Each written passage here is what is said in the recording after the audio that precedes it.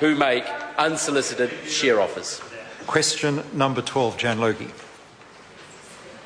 My question is to the Minister of Foreign Affairs and Trade and asks, has the government diverted money from its aid budget in order to pay for its $30 million pledge over 3 years to help developing countries address climate change? The Honourable Tony Ryall. Mr Speaker, on behalf of the Minister of Foreign Affairs, the government has not diverted any money from its aid budget as described by the member. We are, however, investing aid funding in assisting developing countries address climate change. This, for example, has seen us invest money in renewable energy initiatives such that the Tokelau's are now expected to be 100% renewable as a result of this investment. And I'm sure that would be welcomed by the Green Party of New Zealand and their friends in Labour. Jan Logie. Point of order, Mr Speaker. Point of order, Jan Logie. I seek leave to table the Climate Fiscal Cliff report from Oxfam evaluating Fast Start finance and showing only 33% of the finance appears to be new money. Leave is sought to table that document. Is there any objection? There is no objection. Supplementary question. Point of order, Jan Logie. I seek leave of the House to table a statement from Oxfam New Zealand showing Order, 100%. Is this a press statement? Yes, it is. We don't table press statements. Supplementary question, Jan Logie. Thank you. To the Minister, given New Zealand signed the Copenhagen Accord, which commits us to, quote, scaled up, new and additional funding, unquote, why did the government invest our $30 million contribution out of its existing aid budget? The Honourable Tony Ryall. Mr Speaker, on behalf of the Minister of Foreign Affairs and Trade, because this should be considered part of the aid that New Zealand is providing. And I quite like to quote a report about this level of investment and this commitment from the government.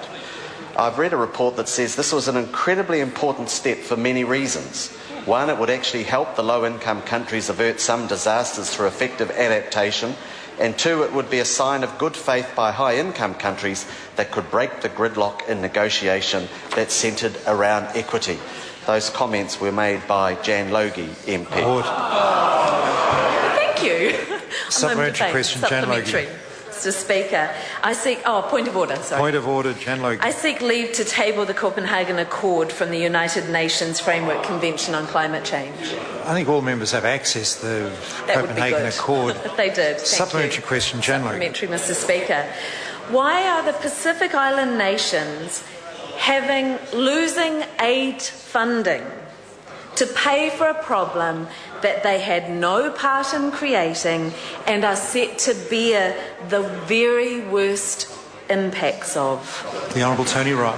Mr Speaker, on behalf of the Ministry of Foreign Affairs and Trade, is because the government has joined with other countries in pledging money to address climate change issues in the Pacific. And that's been funded out of the aid budget. And there's been some excellent projects, such as a new 1 megawatt project in Tonga, which will now supply 4.5% of Tongatapu's need. I'm sure these projects are interesting, but the member asked a very specific question. And on behalf of the Minister of Foreign Affairs and Trade, as I said, this is part of aid to the Pacific, and it's quite appropriate that it be funded in this way. As the government indicated, this was our contribution to join with others, and it's been achieving great projects and great success for people in the Pacific. Point of order, Mr. Speaker. Jan Logie. I didn't ask whether investing in climate change adaptation and mitigation was a good thing. Of course it is. But I asked whether those countries should be having existing aid programs cut to get that. Order, but the Minister did answer that because he argued in his answer the reason why that made sense was that this is aid to those countries, and that was his answer. I can't judge the quality of the answer. The member still has a further supplementary, as I understand it, and can pursue that further. Jan Logie. Supplementary. To the Minister, will he now commit to continuing the funding beyond this 3-year period currently agreed to, and that this funding will not come at the expense of money for other aid projects? The Honourable Tony Ryall. Mr. Speaker, on behalf of the Ministry of Foreign Affairs and Trade, look, that will be subject to, I'm not in a position to give an answer to that because that will no doubt be subject to discussions with the Finance Minister, who of course is under some considerable pressure to continue investing in the excellent performance of the New Zealand Public Health Service. That brings to a close questions for oral answer today. I call on Government Order of the Day number 1.